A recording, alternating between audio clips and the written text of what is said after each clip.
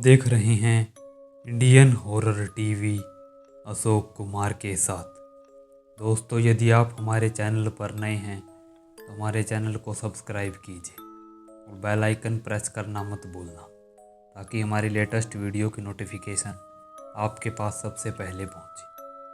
तो आइए बढ़ते हैं आज की कहानी की तरफ। यह कहानी कबीर की है, जो कि एक ट्रक ड्राइवर है।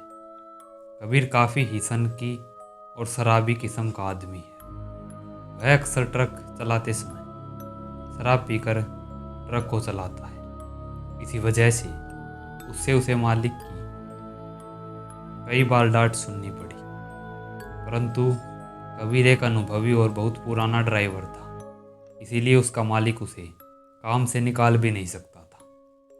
एक शाम की बात है, जब कबीर का मालिक उसे अपने कारखाने बुलाता है और कहता है कि तुम्हें बगल वाले शहर में यह सामान डिलीवर करना है।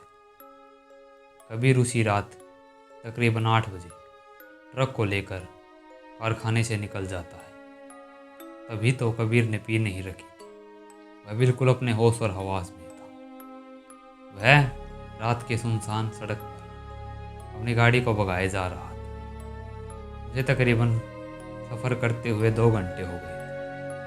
परंतु तभी उसके मन में अचानक ही शराब पीने की तलब उठने लग गई। वह सोचने लगा कि आगे यह कहीं ठेका होगा तो वह शराब की बोतल लेगा। परंतु उसे कुछ दूर चलते ही एक पब दिखाई देता है। वह उस पब को देखकर उसकी आंखों में एक चमक सी दौड़ जाती है। उसके मन में खुराफाती चलने लगती है। यहाँ पर तो बहुत सारी शराब और सुंदर लड़कियाँ हों। बस अपने इसी ख्याल में वह ट्रक को साइड में लगाता है और जल्दी से उतरकर उस पब के अंदर घुस जाता है। वह बिल्कुल जैसा सोच रहा था, अंदर वैसा ही माहौल था। बहुत सारे लड़के और लड़कियाँ नाच गा रहे थे और शराब पी रहे थे।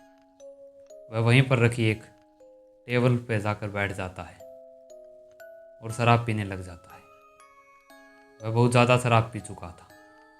अब उसकी आंखें चौंधियाने लग गई थी। तभी वह गौर करता है कि पब के साइड में कोने में ही एक लड़की बैठी हुई थी। वह काफ़ी समय से उसकी तरफ देख रहा था। वह गुमसुम वहीं पर बैठी हुई थी।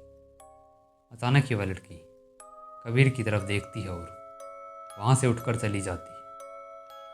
कबीर भी उसके पीछे पीछे पब से बाहर निकल जाता है।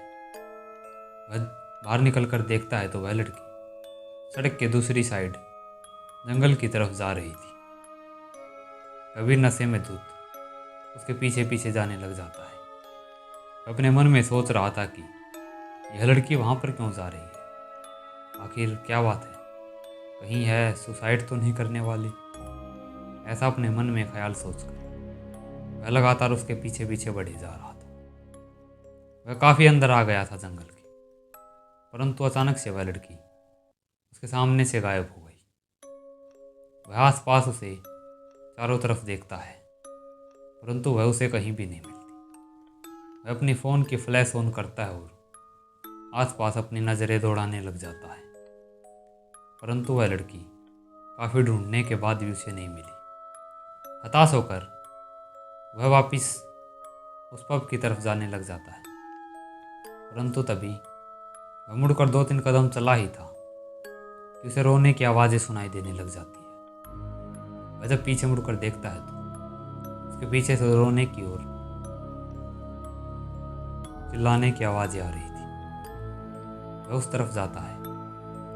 काफ़ी आगे जाने के बाद उसे एक 100 वोल्ट का बल्ब जलता हुआ दिखाई देता है, जो कि एक झोपड़ी के सामने लगा हुआ था। हैरानी की बात थी, यहाँ पर तो कोई बिजली का कनेक्शन भी नहीं था, तो यह बल्ब क्यों जल रहा था और कैसे जल रहा था। खैर, उसने इस बात पर ज़्यादा गौर नहीं किया और धीरे धीरे उस झोपड़ी की तरफ बढ़ने लग गया था।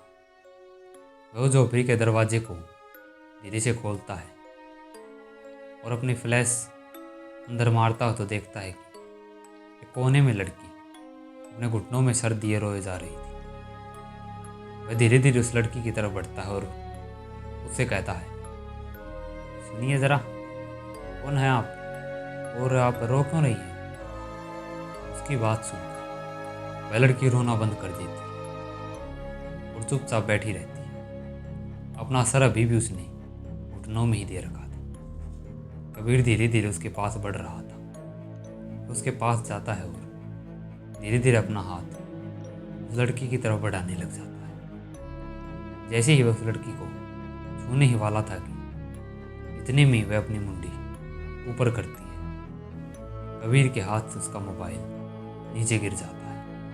उस लड़की का खौफनाक चेहरा देखकर कबीर के पसीने छूट गए। उसका सारा नशा एक पल में ही गायब हो गया था। अचानक ही वह लड़की कबीर के ऊपर झपटती है और उसे जमीन पर गिरा देती है। कबीर वहीं पर बेहोश हो जाता है। जब कबीर को होश आता है तो वह देखता है कि वह बंधा हुआ है। उसके हाथों को किसी ने बांध रखा है। वह जब धीरे धीरे अपनी आंखें खोलता है तो उसे धुंधला धुंधला दिखाई देने लग जाता है। जब वह अपनी आंखों को पूरी तरह से खोलता है तो वह देखता है कि वही लड़की सामने बैठी उस तंत्र मंत्र की क्रिया करे जा रही थी।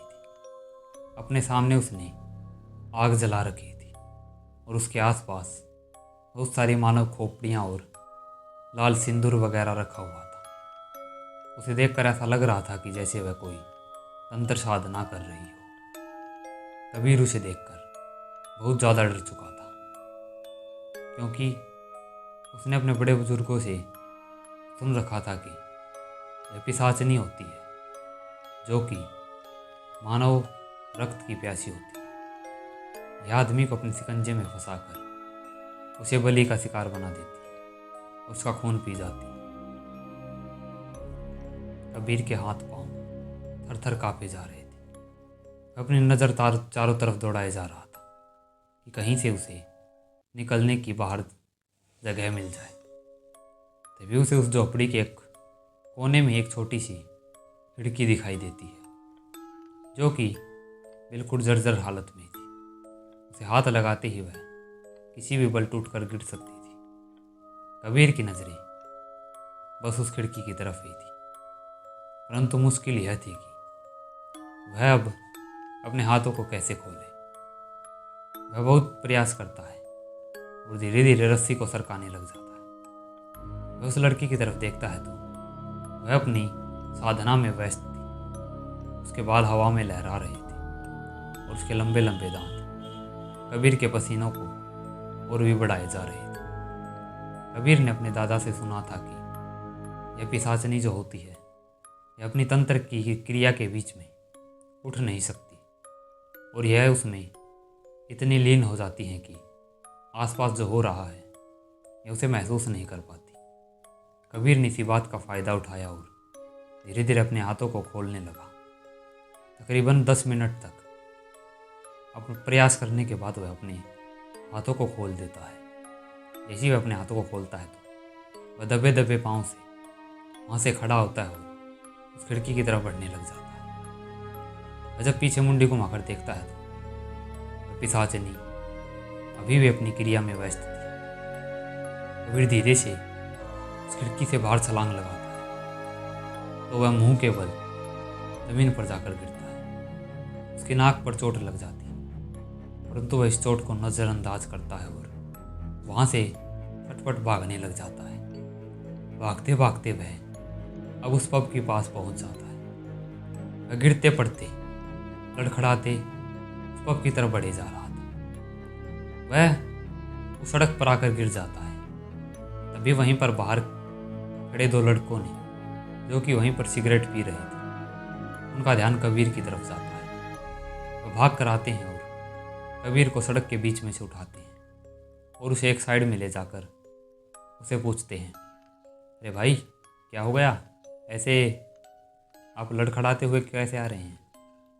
कबीर कुछ नहीं बोल पा रहा था। उसकी सांसें जैसे उखड़ी हुई थी और उसका दिल अभी भी तेज़ी से धड़के जा रहा था। उनमें से एक लड़का उसे पानी पिलाता है। कुछ देर बाद कबीर जब रिलैक्स महसूस करता है तो वह उन दोनों लड़कों को बताता है कि उसके साथ क्या हुआ। उसकी बात सुनकर वह लड़के कहते हैं कि ऐसा बहुत से लोगों के साथ हुआ है। वह एक पिशाचिनी थी। अगर तुम वहाँ से निकलते नहीं तो वह तुम्हें मार कर तुम्हारा खून पी जाती। बहुत से लोगों के साथ यहाँ पर ऐसी ही घटना घटती है। उन्हें कोई लड़की दिखाई देती है और जो भी उसके पीछे जाता है वह फिर किसी को नहीं दिखता।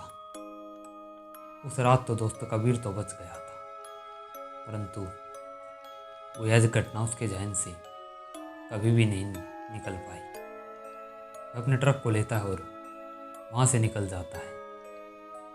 फिर वह कभी भी शराब के हाथ नहीं लगाता और रात के वक्त वह बिल्कुल भी शराब या बार को बंद कर देता है। वह किसी भी पब आदि में जाना बिल्कुल भी पसंद नहीं करता था, क्योंकि उस रात उसकी जान बाल बाल ही बची थी। तो दोस्तों, आज की कहानी में बस इतना ही। यह कहानी आपको कैसी लगी? अगर अच्छी लगी हो तो वीडियो को लाइक, कमेंट और शेयर कीजिए। चैनल पर नए हैं जल्दी से सब्सक्राइब कर दीजिए। अगर आपके पास भी ऐसी कोई कहानी है तो डिस्क्रिप्शन में दी गई हमारी ईमेल आईडी पर भेजिए। जल्द ही मिलते हैं एक और डरावनी और खौफनाक कहानी के साथ।